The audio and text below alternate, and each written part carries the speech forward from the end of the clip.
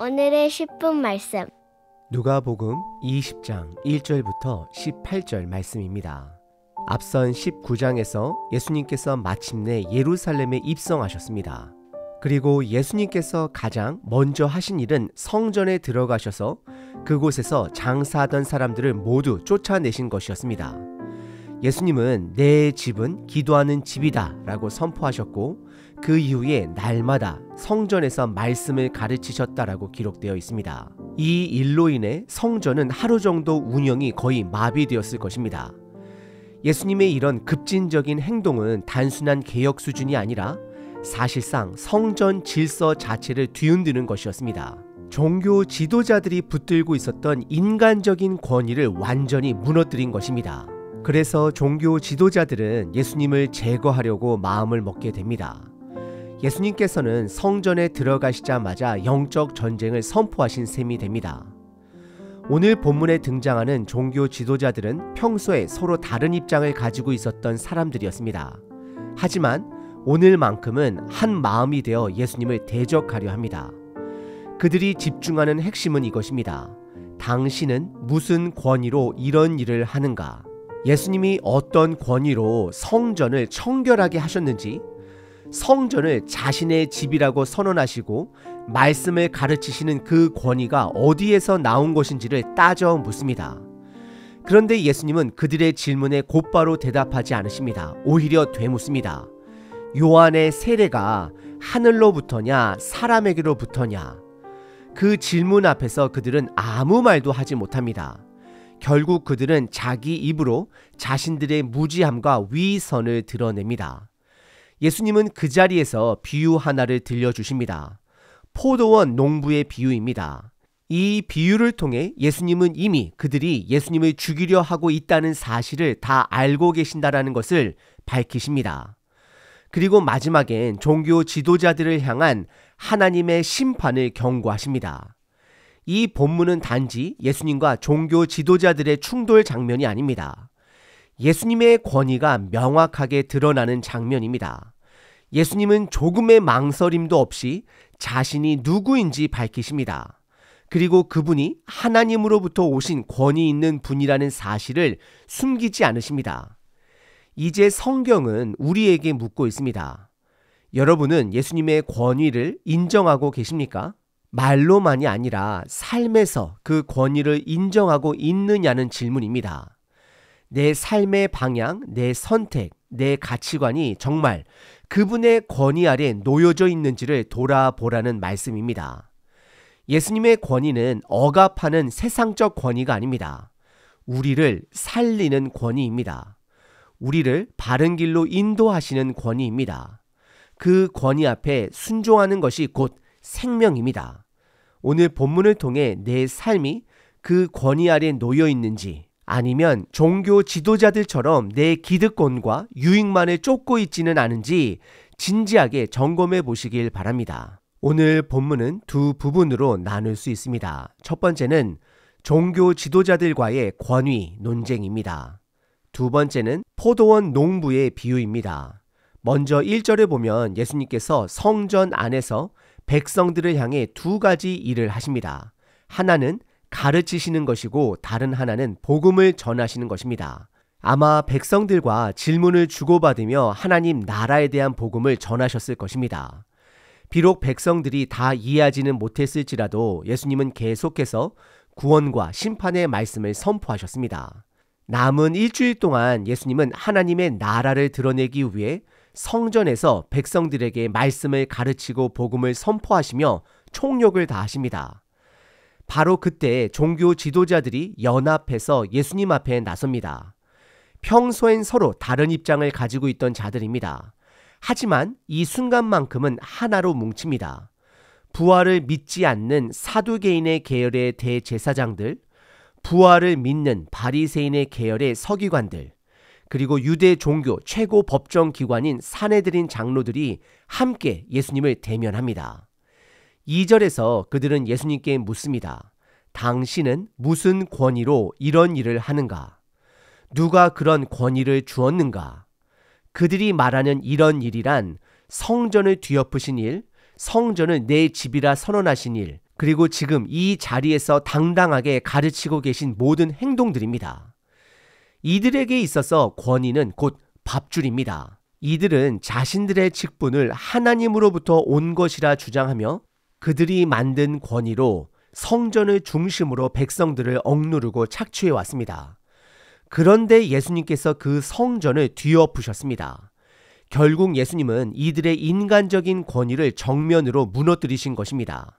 예수님은 대답 대신 곧장 반문하십니다. 3절에서 나도 너희에게 한 가지를 물으리니 내게 말하라 라고 하십니다. 그리고 4절에서 이렇게 물으십니다.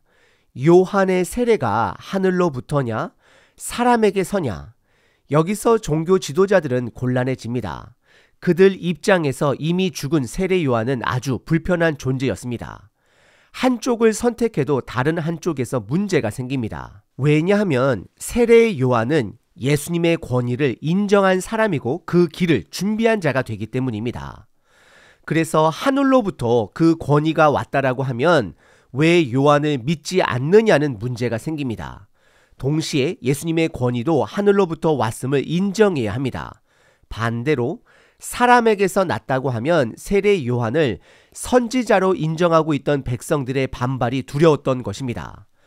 그래서 5절과 6절을 보면 이들은 진실을 말하지 않고 서로 모여 의논만 합니다. 진리를 말하려는 것이 아니라 예수님을 공격할 방법만 찾으려는 것입니다. 그리고 7절에서 결국 어디서 왔는지 알지 못하노라라고 정치적 발언을 합니다. 사실 그건 모르는 게 아닙니다. 외면한 것입니다. 진리를 외면한 것이고 백성들의 눈을 더 의식한 것입니다. 결국 이들은 아무 말도 못하고 스스로 비겁함과 무지함을 드러냅니다. 그러자 8절에서 예수님께서도 말씀하십니다. 나도 무슨 권위로 이런 일을 하는지 너희에게 이르지 아니하리라. 사실 이 논쟁을 지켜보던 백성들은 종교 지도자들의 비열함과 무지함을 똑똑히 보았을 것입니다. 그들이 권위 있는 자들이 아니라는 것을 알게 되었을 것입니다. 그런데 예수님은 여기서 멈추시지 않으십니다. 이어지는 말씀에서 비유로 그들에게 답하십니다. 두 번째 본문은 포도원 농부 비유입니다. 결론부터 말씀드리자면 예수님은 종교 지도자들이 자신을 죽일 계획을 세우고 있다는 걸 다 알고 계시다라는 것을 이 비유를 통해 밝히십니다. 9절부터 18절까지의 말씀입니다. 9절에 예수님은 논쟁을 지켜보던 백성들을 향해 비유로 말씀하십니다. 이 비유는 너무나도 분명해서 굳이 설명이 필요 없을 정도입니다. 한 포도원 주인이 등장합니다. 우리가 잘 알고 있듯이 포도원은 구약에서 이스라엘을 가리킬 때 자주 사용된 표현입니다. 그 주인은 농부들을 고용해서 포도원을 맡기고 자신은 타국으로 떠납니다. 10절에 추수할 때가 되자 주인은 포도원의 소출을 받기 위해 종을 보냅니다. 하지만 농부들은 그 종을 심히 때려서 빈손으로 돌려보냅니다. 11절에 주인은 다시 종을 하나 더 보냅니다. 그러나 결과는 똑같습니다. 이번에도 농부들은 종을 때려서 돌려보냅니다. 이건 단순한 거절이 아니라 주인을 향한 반역이며 불법입니다. 12절에 세 번째 종을 보냈지만 농부들은 이번에도 동일하게 행동합니다. 여기까지 오면 이 농부들의 태도는 우연이 아닙니다. 완전히 마음을 정한 것입니다. 13절에 주인은 고민에 빠집니다. 그리고 마지막 결정을 내립니다. 내 아들을 보내야겠다. 그들은 내 아들을 존대하겠지라고 아들을 보냅니다.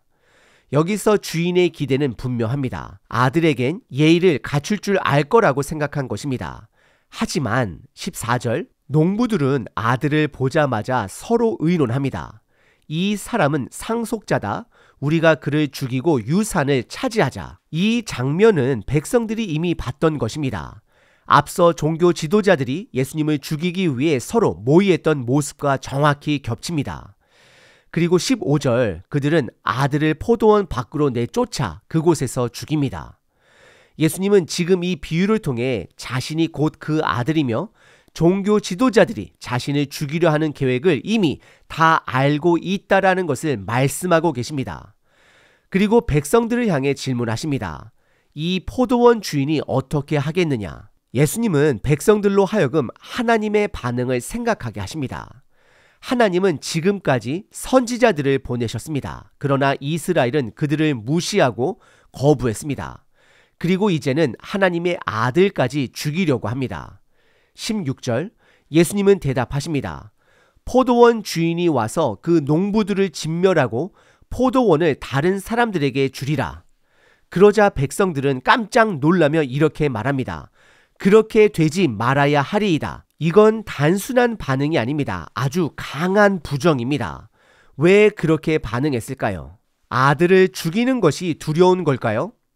아니면 농부들이 심판을 받는 것이 충격적이었을까요? 그보다는 마지막 말, 포도원을 다른 사람에게 주겠다라는 말 때문이었을 가능성이 큽니다. 이스라엘 백성들은 자신들이 바로 그 포도원이라는 걸 잘 알고 있었습니다.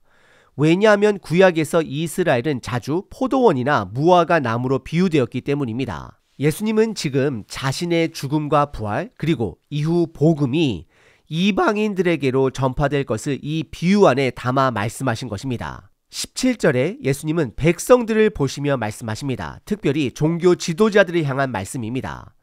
시편 118편 22절 말씀을 인용하십니다. 건축자들이 버린 돌이 집 모퉁이의 머릿돌이 되었나니. 시편에서의 건축자는 다윗을 거절한 이방인들이었습니다.